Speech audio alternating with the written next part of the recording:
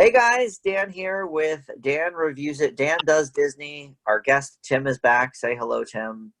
Hi, everybody.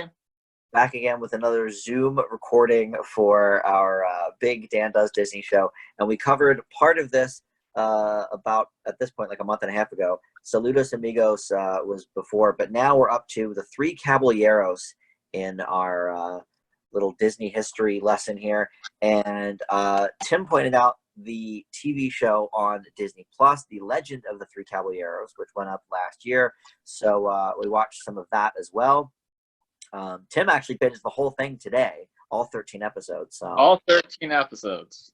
So he'll give us a little more detail on that than I have. I've only seen the first two, but let's talk about the movie first, The Three Caballeros. So we go to 1945 here, which is when this came out in the United States. It came out the tail end of 44 in Mexico. But Tim, did you know that 1944 is one of only 2 years since 1940 that Disney did not release any movies in the United States? I did not know that. Yeah, I assume it's maybe because of the war and stuff. Do you know any ballpark guess of what the other year is? I'd probably say sometime in the 80s for some reason. Yep, no, that is correct. I remember that being like a downtime of movies for Disney animation studios. Yeah, and I'm not just even talking about the animated movies, the live action ones too. They didn't release any movies in 1985 at all, or 1984, sorry. Okay. Yeah, and it was right before sort of the Disney Renaissance with like Little Mermaid, and they had a couple of animateds in the 80s, like Oliver and Company. I think The Great Mouse Detective maybe was in the mid 80s somewhere. But yeah, for some reason, 84, no movie. So, all right, so we've got The Three Caballeros, and this was only re-released in theaters once, 1977, but it was a much shorter version. This one is about 71 minutes that we watched, but they made it into like a featurette of 41 minutes in length before the re-release of some Dick Van Dyke movie I never heard of called Never a Dull Moment. But it's Disney, so I guess the running length of the first one. The running time of the first one was about 47. Yeah, that's right. Yes, that's true, actually. I didn't think of that. And this was also edited for the first season of the ABC show Disneyland, which is when Walt Disney would show up and talk about the movies, and then they'd play one. And this was in one of those first episodes, but they re-edited it, called it A Present for Donald, and instead of his birthday, they did Christmas gifts for Donald. They released it I think it was December 22nd or something, in 1954, I think it was. I could not find statistics on how much this cost to make, but it no doubt made its money back because it made $3.3 million at the box office, and almost $1 million of that was from Mexico, which obviously makes sense with the whole theme. But because this was 1945, World War II was over, so they were able to get their movie out worldwide again, which was obviously a big struggle for them with like Dumbo and some of the early 40s movies. This is the first ever feature length to incorporate animated characters with live action stars. There were some short features that did that. Disney himself did it with some Alice in Wonderland type stuff in the 1920s. But this was the first feature length to do that. And it does it in several of the segments too. And then in 1944, it was at the Oscars for nominated for Best Score and Best Sound Recording, which we know now as Sound Mixing. And it lost both of those. And then the legacy of this movie sort of was carried on through the years, especially from 2000 on. It was featured specifically, the Jose character was featured in House of Mouse, Mickey and the Roadster Racers, whatever that is. He appears in the It's a Small World ride. And Tim, you're a big Disney theme attractions person. Have you been on the Epcot ride that incorporates this? The Epcot ride that incorporates it? It's like the Three Amigos one. I don't think I've been there since they changed it. I've been on the Mexico ride prior to it being the Three Amigos, but I think that got changed in, I think, the last 5 or 6 years. Okay, so I have the original ride was in 2007 with the Three Caballeros. but when I went like 2 years ago, it actually incorporates a bunch of Coco stuff now. Okay. Not necessarily on the ride itself, but the motif of like going into the ride. Okay. The ride itself, where you like go down the river and stuff, is still all Three Caballeros. I remember that one being the least interesting ride in Epcot. So I don't remember doing it the last couple years I was there. Last couple times I was there. Okay. Yeah, I agree. It's not very exciting. I think it's almost more exciting to go in to the sort of town that they've built leading into the ride. Which, last time you were there, they wouldn't have had the Coco stuff. No. But yeah, they definitely sort of have it mixed between Three Caballeros and Coco, the big Mexican things. Yeah. And the last time I was there, the one ride they only have 2 rides in the Epcot like worlds there, like each the countries that they have there. There's the ride in Mexico, and then there's one in Norway, which they changed into a Frozen themed ride. And they just kind of used the existing track and just made it a little bit more Frozen. But the last time I was there, the Frozen part was being under construction. So, but I remember growing up that I liked the one in Norway a lot better than the one in Mexico. What was the motif before it was Frozen? It's just Norway, like as part of the country. Like there was no theme. It was just like Vikings and stuff. Okay, interesting. It makes sense to make it Frozen related, I guess. And then in 2017, the Three Caballeros appeared in a DuckTales episode, which I guess was sort of their way of figuring out maybe if people still like these characters or whatever to give them their own show. And then the Three Caballeros show premiered in 2018 in, I guess, Mexico or something on some streaming service. I read that it was just like the Philippines or something like that. Oh, maybe it was. And then we got it in America when Disney Plus premiered in November of last year. So that's sort of the background. There's this is another one of these movies with a lot of different segments. There are, I think, 6 total in this. And Tim will throw it over to you here to talk about there's 6 different ones. And we'll just basically go in order of, I guess, Donald Duck getting his present. Yeah. Well, the basic synopsis of the movie is that it stars Donald Duck as he celebrates his birthday by opening a series of magical presents from his Latin American friends that include Jose Corioca from Saludos Amigos, and then he gets a new friend, Pachito Pistoles from Mexico. And then the gifts serve as kind of like a passport to a fantastic musical journey as the 3 of them hop, skip, and jump to different locations on a dazzling adventure that blends live acting with traditional Walt Disney animated cartoons. So it starts with Donald opening his birthday, which we learn is on Friday the 13th. And I thought that was an interesting little tidbit. I don't think I ever realized that's when his birthday was. And I was wondering, was Friday the 13th like a big day of like horror until the Friday the 13th movie came out? I don't know. I don't know either. Yeah. That struck out to me though, because obviously decades before that. Yeah, he gets a big giant present. He opens it and it has a bunch of little presents inside of it.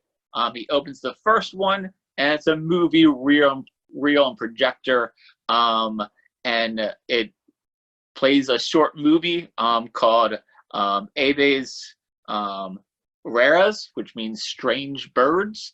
And we get our first short, which is I don't even think it really has a name. That's the thing about this movie compared to Saludos Amigos is that it was like, here's a live action part, here's the short. Here's a live action part, here's a short. This one's just kind of movie with animated segments in between. It's all animated for most of it. So I feel like the segments don't really have like beginnings and ends for a lot of it. Did you? Yeah, a little bit of it. Yes, a little bit of it was actually like I was trying to follow along because I had the list of the 6 different segments up on Yeah. Wikipedia, and I was like, at one point, I was like, did the next one actually start and I missed it, or are we still in the same one? And It's yeah, hard because like the first short is about a penguin.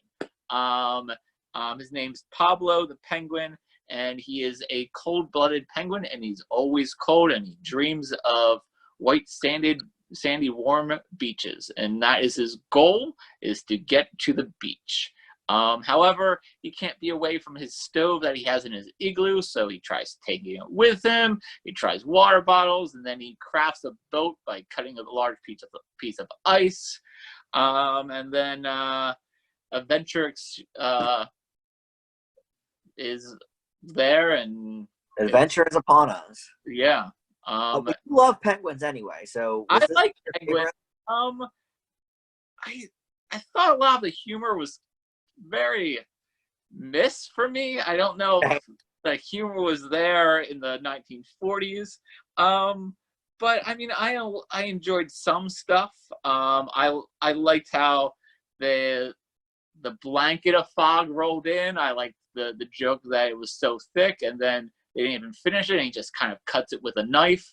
And then the fog lifts and it just rises. I like those transitions, but I don't know. I probably would say that this was probably one of my least favorite segments.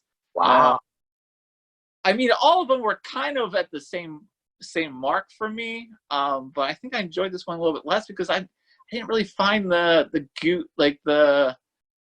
I mean, if it was Goofy or someone like that, like I felt like, but I don't know. I didn't really I don't know how to Because voice you don't it. know the character. Yeah, the character is not Goofy, so I mean, it's supposed to be like this penguin, but I don't know. I didn't like it that much. Well, I found this movie on the whole, and we'll continue along with each of the individual segments, but on the whole, this movie is clearly more to entertain than it is to inform. Like Saludos Amigos, I felt like was very informative, and it had some funny parts to it or amusing parts to it, but I feel like this on the whole was a lot more to entertain.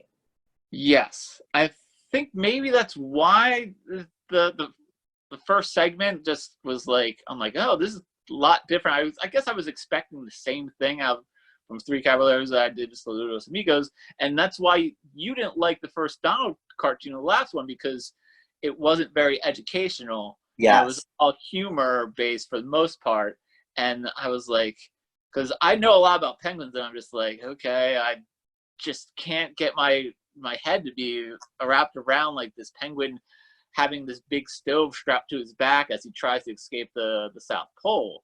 I don't know. Like, I guess maybe that's why I didn't like it that much. I mean, it was cute for what it was, but I did not enjoy it that much. I actually thought this was pretty good. Now, I do watch a lot of cartoon shorts from the 40s, like, old Woody Woodpecker cartoons and old Looney Tunes cartoons. So, like, I sort of, I don't know, have a basis in that realm already. And I did think this was a lot like better done than, not the Warner Brothers ones, because they're like all-time classics, but a lot of the Mickey Mouse and Donald Duck ones from this time period, and like things like Popeye and Woody Woodpecker. I thought this was actually kind of funny compared to a lot of those. So I actually rather enjoyed this one. But yes, it's certainly not to educate in the least.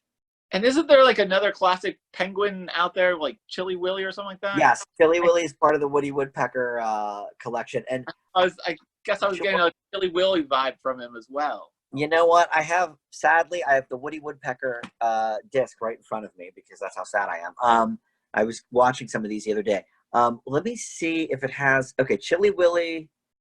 Oh, okay, so it looks like the first Chilly Willy ones, at least on this collection, aren't until 1958. Okay. And this goes back to 1930. So Pablo maybe the Penguin Chilly predated Chilly Willy, but I guess so. Yeah. All right, so what's up next? I guess at the end also, like, he kind of regrets going to the tropical island anyway. He kind of misses his friends and family. Yeah. So, I don't know. That make you sad, that part? Yeah. I was like, okay, it's supposed to be happy. He got to the tropical ending, the beach, and you're like, oh wait, no, he's not happy. He misses his friends. So yeah. All right, that's true. Although Donald misses all of his friends too because it's his birthday. So that Yeah. maybe with that, I don't know. Okay. Well, that is the first one. Then we have like another part that I don't know what it belongs to. I guess maybe it's part of the rare birds because it takes us through the Amazon and teaches us really quickly a whole bunch about different types of birds that are in the Amazon, like scissor birds, the toucan, and then you meet the aracuna, which is a strange bird that sings this funny electric song that comes in. Um, the aracuna pops up, I think, once more in the movie during the Bahia song that they do, or not the Bahia song, the "Have You Been to Bahia" song. Okay, is this the bird that is basically Woody Woodpecker? Yes, Okay, but it's yeah, he pops up a few times in he this. pops up a few times. He sings a fun song. Mm-hmm. This And remind you of the Penguin song from Mary Poppins? I don't remember the. It's been Okay, forever, Mary Poppins. when they come out like as a servant, it's basically the same song. Okay. But yeah, I think that all is under one segment called the Cold Okay. Blooded. Okay. Which is a weird thing because it's like you have a very structured narrative of the penguin, and then it's like, oh, here's some birds as well. Yeah, Uh, they wanted but to put a little information in there, I guess, too. yeah, that was probably the most educational section of the whole movie. I felt like almost. I'd agree with that. And then after that is I think they call it the flying Gauchito. Gachicho, Yep. which is small gaucho, I guess. Mm-hmm. Yep. And that follows it's follows a small gauchito, as he's hunting for birds, I guess, and he instead finds a flying donkey named Lido Burrito. He trains him, and then he races him a day of fiesta, and he basically wins the race with his flying donkey, and then everybody finds out that's a flying donkey, and they fly away. And that's the end of the story. That's it. Actually, you know what? I think I like the penguin one more than I like this one. Yeah, this Yes. one was like okay, but it's basically like we just had a flying creature with Dumbo like 4 years before this. Yeah. So it didn't seem that original. I kind of forgot about this one until I'm reading about it. I think the thing that made me the most mad about this one is that the boy that's featured in it is also the narrator who's narrating it. It's like in the first person, I guess, or kind of, and then he's like, "What happened to the flying donkey and the boy?" And it's like they fly away and never seen again. And I'm like, "You are that little boy." But I'm hearing you right now. I'm hearing you right now.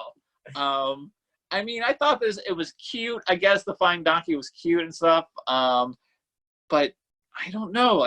It's just that so far removed from educational. Like there's 2 bits in here where it like shows them playing Mexican or maybe not Mexican games, but South American games in at the day of fiesta, like coins and balls and stuff like that. But it just goes over it so quickly. Like you're like, okay, why even throw that in there?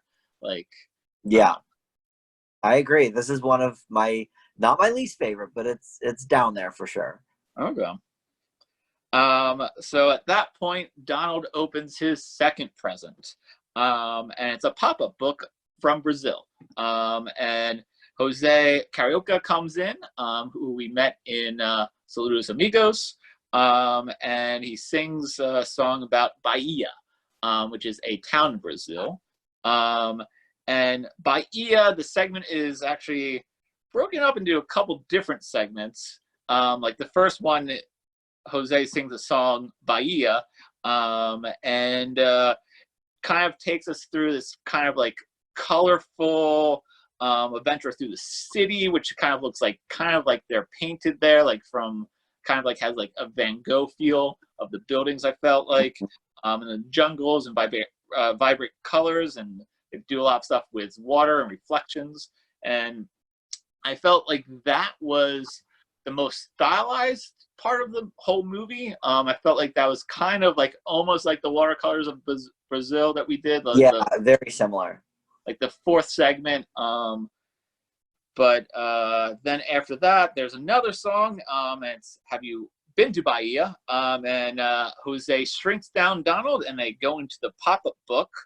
And then we get the first section of live singers with the animation with it. And did you notice that there was like a different like quality depending on what like technique they were using? Did you notice that? Well, like in terms of just it looking better or worse? Yes. Like Yes. there was sections where it's obviously the actors who were kind of acting in front of like, I guess what we would call green screen these days. And I felt like the animation was in the back. And if you had that, it was kind of like almost washed out a little bit. Like the quality wasn't as sharp, but then it would cut to a different scene and it would be like, okay, now you have the characters like kind of like almost in the foreground, and it was like sharp and crisper. Yeah. Like when he And had the basket of tomatoes and he was like out the window, and they were like, the dancers were like in front of him. yeah. Yeah. But I thought they did some cool things for the 40s here. I thought there was a shot of the pop-up book being open, and like the characters interacting with the pop-up book in the foreground, and like the singer there as well. And then it kind of continues and goes into I guess a third song. I don't even know how to pronounce it. Like it's like "So Quintos de Yaya" or something like that. Oh yeah, something. That's like the song the female singer is singing. Donald falls in love with the singer, and he's trying to woo her. He finally gets a kiss, and then after the kiss, things get a little psychedelically trippy, I guess. Oh yeah. Yeah. They have I thought a cool shot of two guys fighting that turn into like chickens. I thought that was done really well and seamless and creatively. And then the whole like city starts moving and dancing as well. I thought this segment was pretty good, and the songs were all three songs I thought were pretty catchy as well. Yeah, this segment was not bad. I thought it was a little long because really you have three segments in one. Yes. But I loved, I mean, the groundbreaking nature of just mixing the animation with the live action is pretty awesome, and the fact that he was able to figure out how to do that, for this was pretty awesome.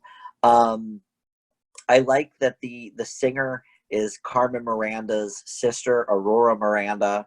Carmen Miranda we still know today as the woman with the fruit on her head, singing the Chiquita Banana song or whatever. And this is her real life sister, I guess, which I thought was cool. But yeah, the trippy stuff, I don't know. I mean, I think it gets way worse later on that we're talking about. Yeah.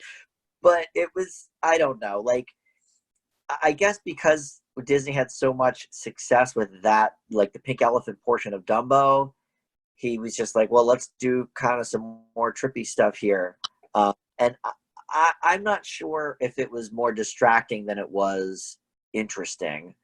But it definitely gets way worse later on.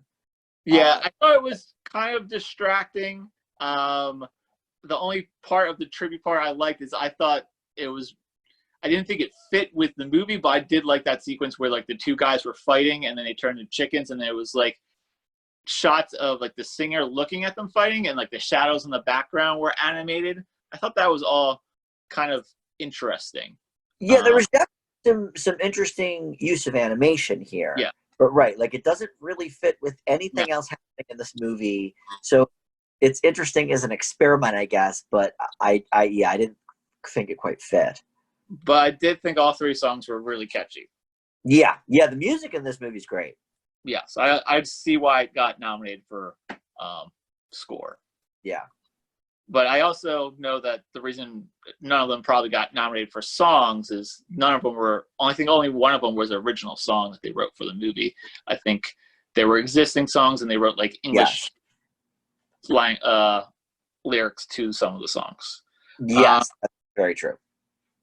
So then after that, Donald opens his third present, and it's from Mexico, and we are introduced to Panchito Pistoles, and his present is a piñata. That guy right here. Yep.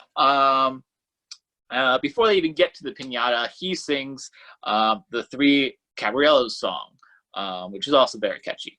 And then they tell the story of the piñata and how it is used in Mexico in a very short segment called Las Positas, which means shelter. Yeah, this is the short one of the whole thing. What? This is the shortest segment of the whole thing. It's only a few minutes. Yeah. It's very short.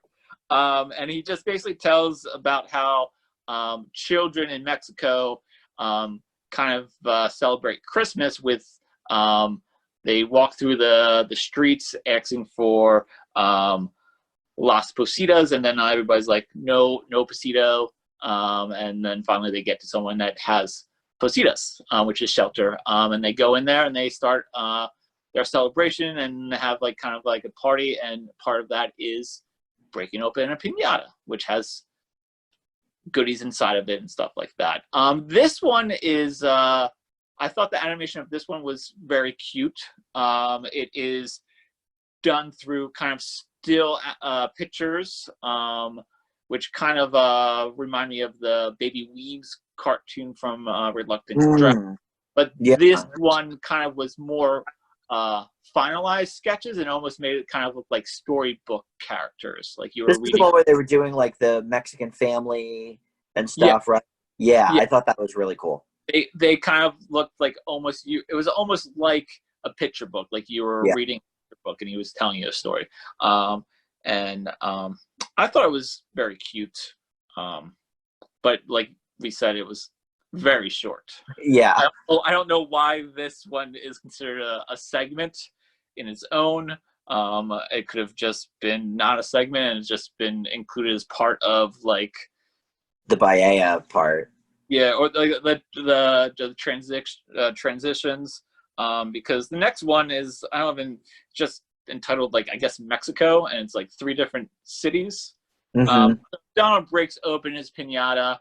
It's filled with other things, a lot more goodies, and then Panchitos tells him that he's going to take him on a magic serape ride, which is a flying carpet.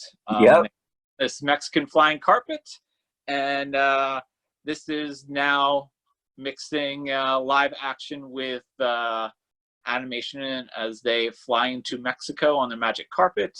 And I feel like the rest of the movie that they use this technique, I feel like they switched completely over to the foreground technique that they were using. So I felt like all the animation was very sharp over top of the images, unlike the Bahia section. I'm not sure. Maybe they learned that it wasn't matching up as good as they wanted. So the rest of the segments, I thought the animation was pretty good with the live action. More crisp for sure. Yeah. So they basically fly in and out of kind of like pictures that Panchito has. He has a bunch of pictures there, like still pictures, and they kind of fly into them and then they fly out of them. And he takes them to 3 different cities. It's like Pansacuro, and that one, they're kind of just like standing in front of the picture as like people are dancing behind them. And then they go to Veracruz, and Donald dances with a Mexican girl, and Jose plays with the band. I thought the interaction with the live actors and the animated characters was really well done. For something in the 1940s, the way they were dancing, the way he was playing with the band, Well, when you think about too, the people doing the acting, and I'm not sure if these are really actors in this or just musicians or what, but to be told in the 1940s, like, okay, like, pretend like there's a little parrot there, must have been very weird. Yeah, Now it's like every single actor does, CGI type movies, but back then I'm sure they were like, okay, I guess. But yeah, you're right. Like they actually acted very well with the animated yeah. creatures. I thought it looked very convincing that Donald Duck was dancing with that girl, and I thought Jose playing with the band. I thought that was really done.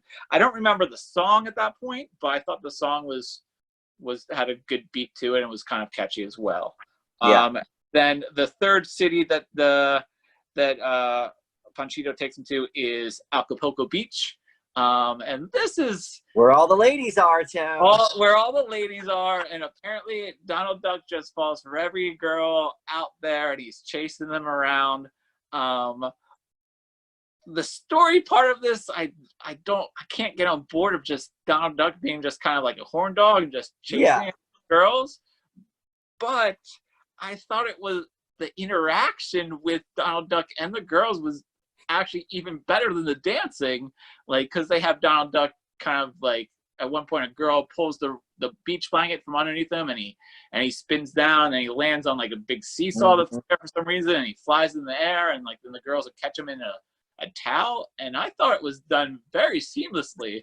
Like for the 1940s, I was even more baffled by that because I like, how are they getting it to look like Donald Duck is falling into this big beach blanket every time they throw him up in the air? Yeah, it's very well animated, but right there, the story doesn't exist. I mean, this is clearly just a showcase for Disney's animation technique. Yes. Leaving aside the story, because the only story is Donald the Horn Dog is trying to get some. The end. Yeah. Yeah. And I don't think I've ever realized that Donald Duck ever had that part of him. Like I know he's always kind of like pining over Daisy and stuff like that. Like that's my recollection of Donald Duck. I don't really see him like just chasing after a whole beach of girls and swimsuits. Yeah, I feel like this is the only real example of that. I mean, in most of the shorts I've seen, it's like him and Daisy, or he's, doing something else or trying to whatever, Chip and Dale's hanging out. Like it's never been this sort of like ogling women sort of thing. I don't know. It's weird. And like, I mean, maybe like with the first one where he was like fell in love with the singer, like I felt that was kind of like innocent, like, and he was kind of like trying to keep over his feet. Where this one, I feel like it was just more raunchy and like it was just like. So I don't know. I felt like it ramped up Donald's character too much. I don't know. Yeah. But technically, it was amazing. Yes. From a technical standpoint, it was amazing. Yeah. So. Let me get to the worst. My least favorite. You Belong to My Heart. Yes, You Belong to My Heart.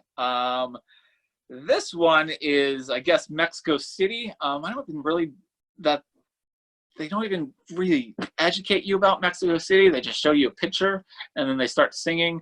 And it's live action and animation again.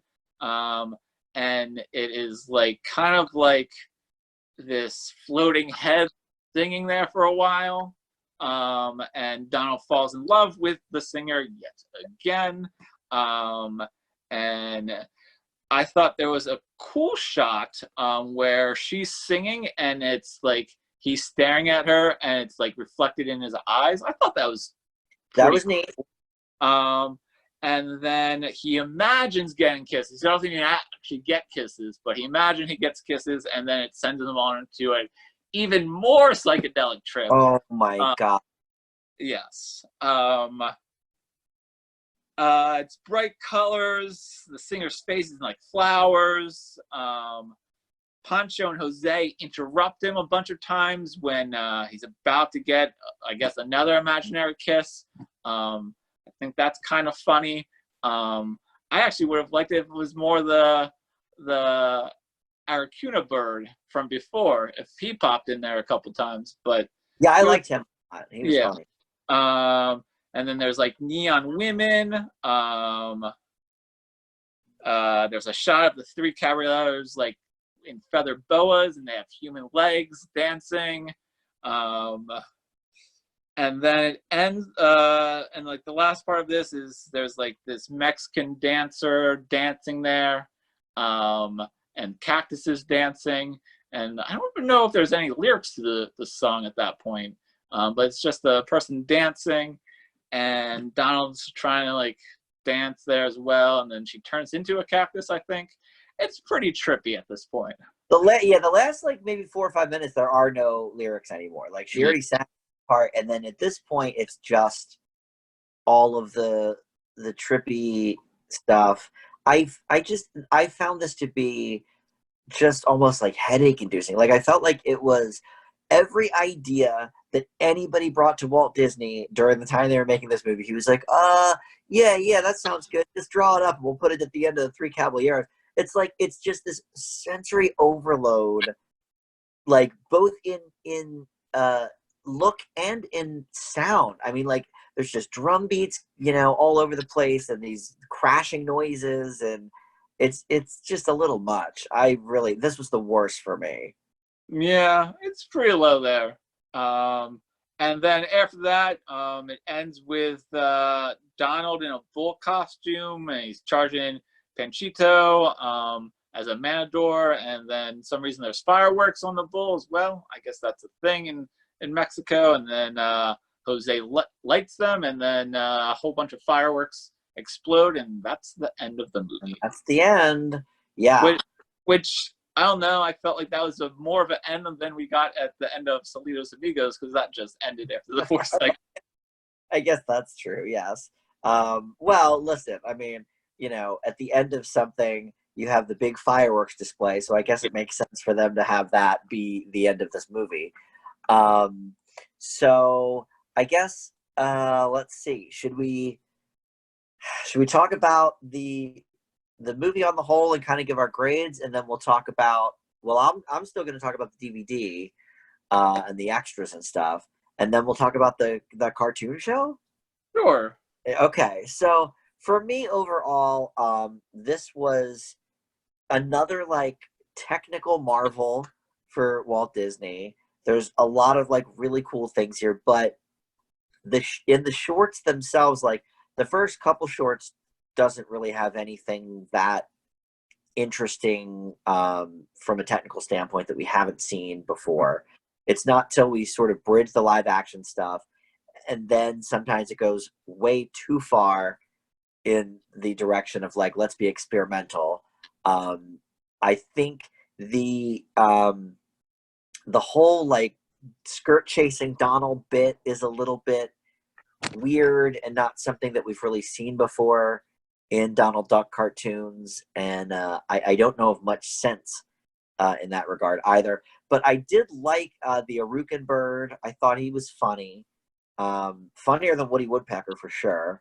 And I'm glad that they've brought him back in a couple things, including the new cartoon show.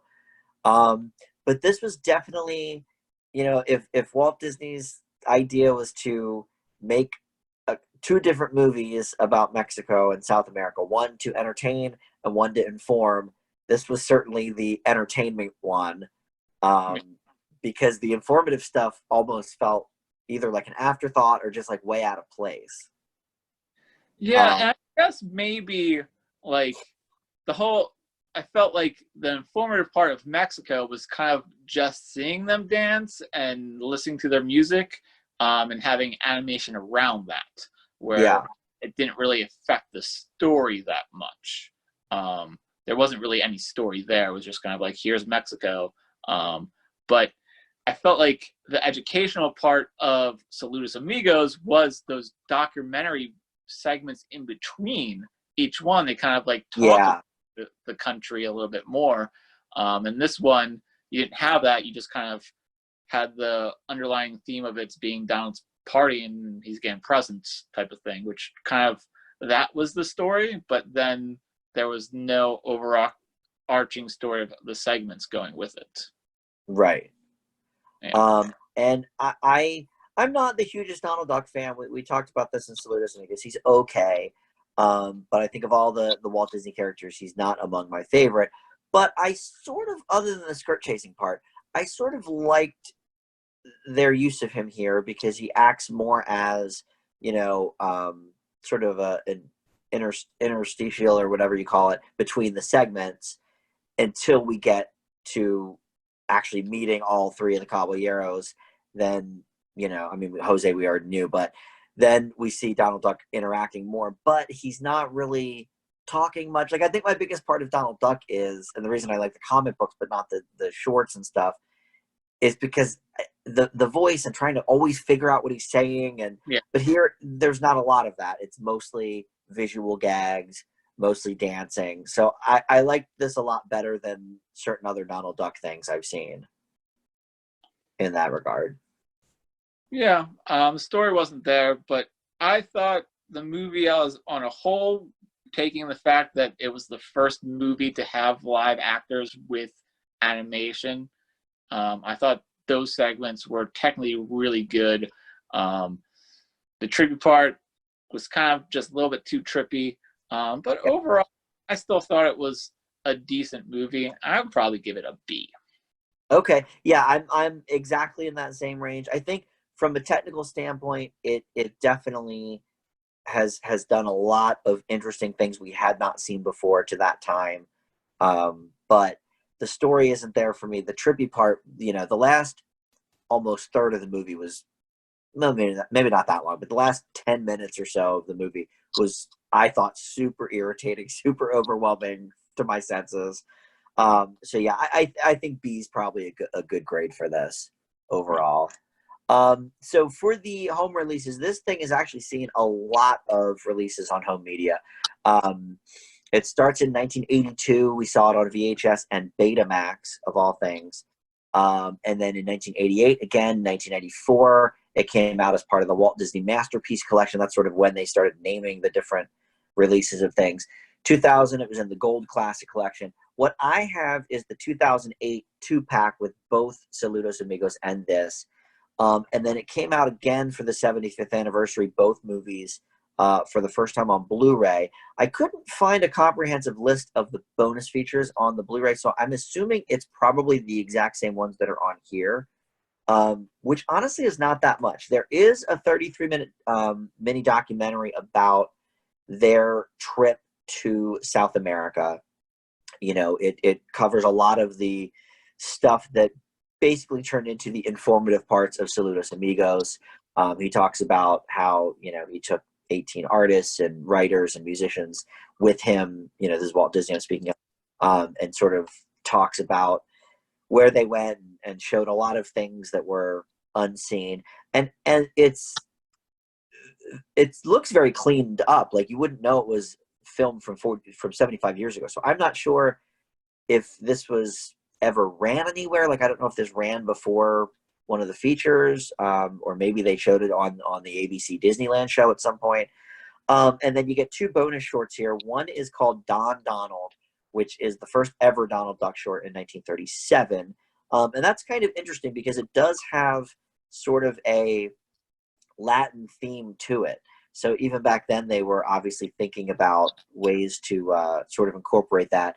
And then the other one was called The Contrary Condor in 1944, which was actually a pretty funny one, where, Donald sort of gets into it with a condor, and he sort of plays a more minor role in it. So, overall, the bonus features for this, as opposed to a lot of the other ones we've reviewed here on the show, is not nearly as extensive. But the half-hour long sort of travel log to south of the border was pretty interesting. So if you liked the educational parts, I think, of Saludos Amigos, might be worth checking out for that regard. So, I mean, I would leave the DVD package, I think, also with a B. Some of the extras were cool, but there certainly could have been more of them. I would have loved to see how they did, like, the techniques, that we saw in the Three Caballeros. I was hoping for something like that, especially with the live action stuff, but we unfortunately don't get any of that. So that's kind of a letdown. Yeah, I clicked on the extra section of Disney Plus, but all they had was like a 1 minute promo of Okay. of Do it. they have extras for some of the movies on there? I feel like they have a thing called extras, like, Nope. and I feel like I've clicked on there before, and like there was more there for something. Huh. Never actually clicked and watched anything on there, Okay. but I just checked to see if there was happened to be anything there. Okay. Interesting. All right. So now let's talk about the brand new cartoon show, 13 episodes long, The Legend of the Three Caballeros. We see our heroes return, except they don't know each other, except for their ancestors knew each other, which I assume are the Three Caballeros here, but they're the same people. It's not their ancestors. So I'm a little confused on the timeline and the retconning of everything.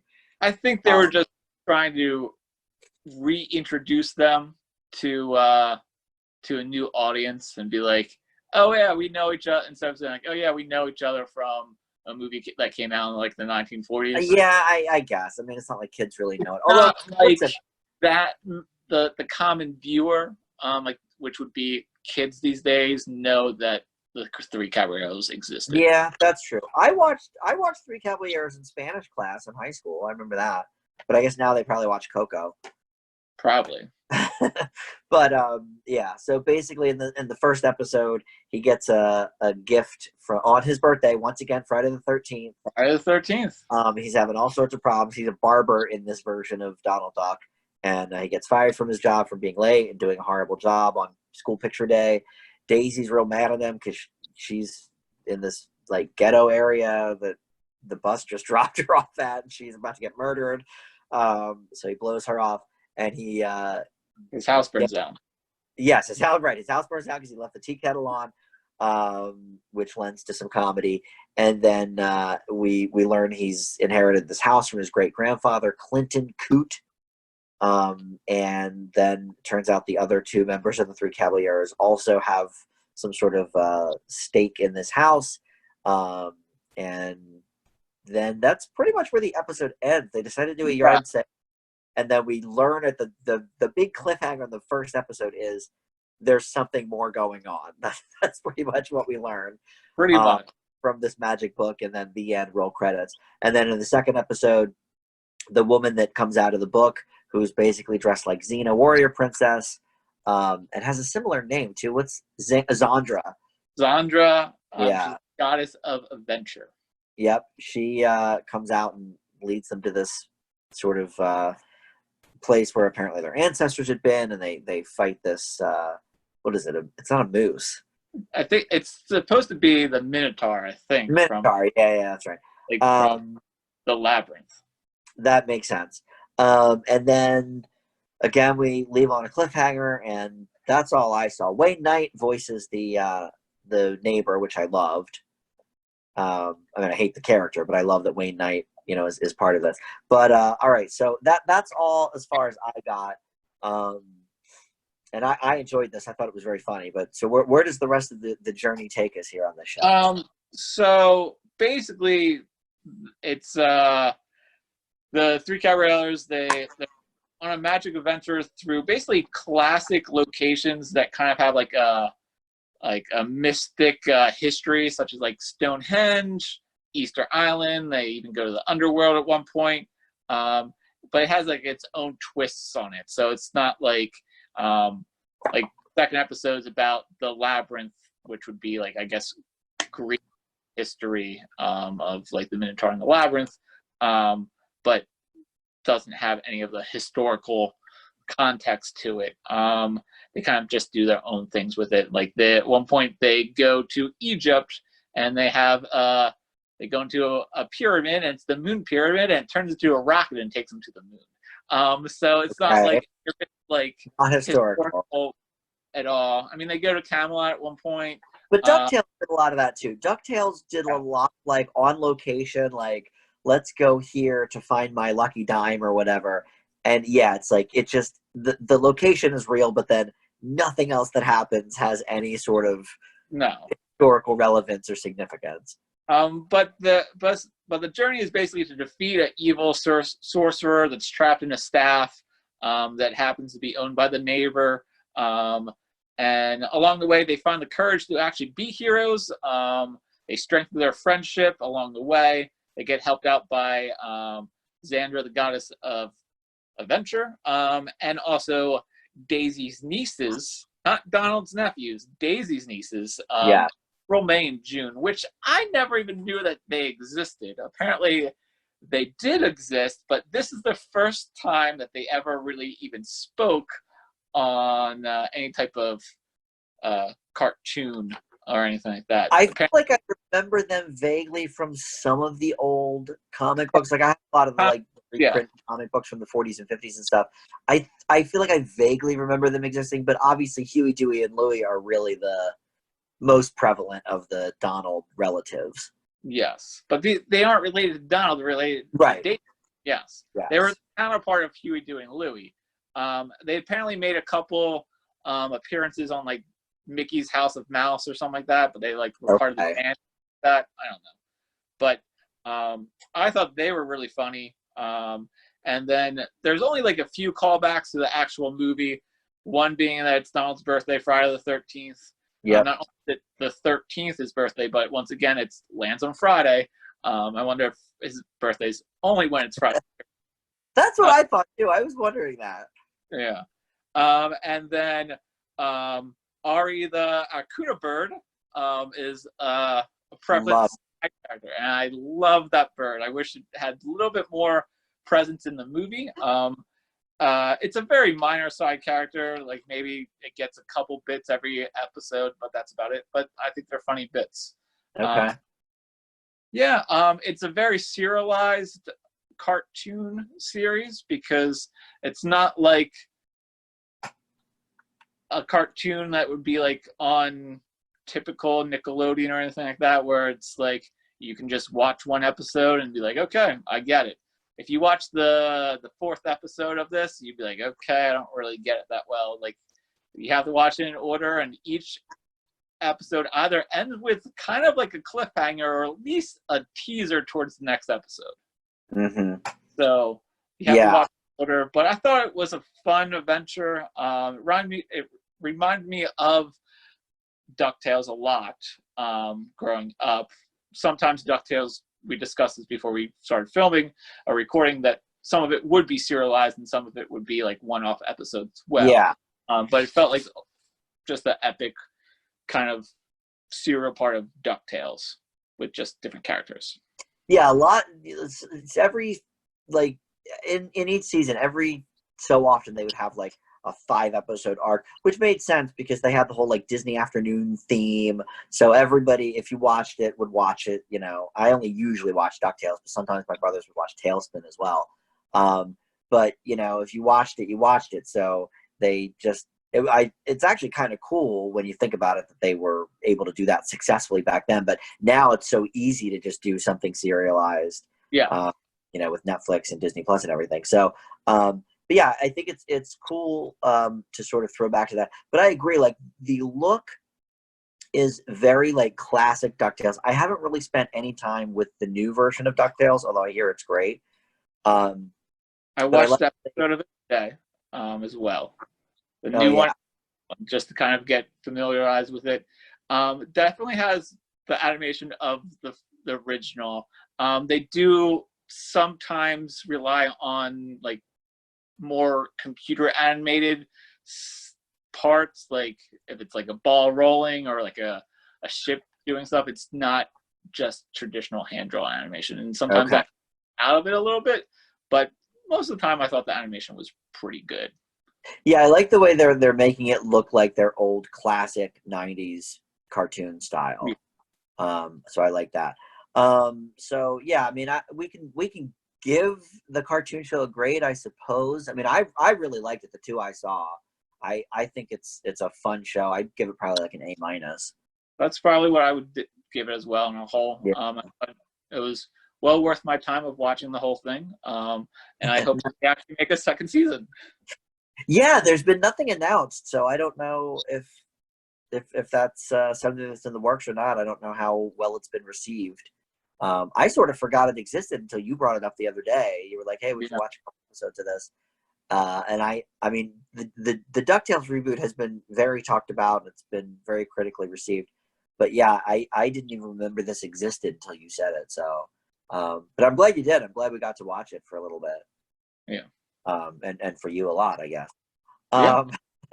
But all right, well, that's it for the Three Caballeros. I had the list up earlier. Is Make My Music the next one in the line? Make My Music is the next one, followed by Song of the South. Okay, and Make My Music is not on Disney Plus, and we of course know it's not on Disney Plus. So if we're still under quarantine, I'll have to get you my copy of that, and I'll have to find Song of the South here online within the next couple weeks. That if we want to do that as well. Or you could just jump ahead to the following one after that and just come back to it after quarantine's over. Or I mean, I'm still able to get stuff off eBay during quarantine, though, and it's coming in a regular amount of time. So if I can find it somewhere that is actually shipping right now, it shouldn't be that hard. But either way, Make My Music is certainly next. Yes. We know we have access to. So, all right, well, Tim, thank you for joining for another Dan Does Disney. You're welcome. See you guys next time. Yeah, we'll see you later. Bye.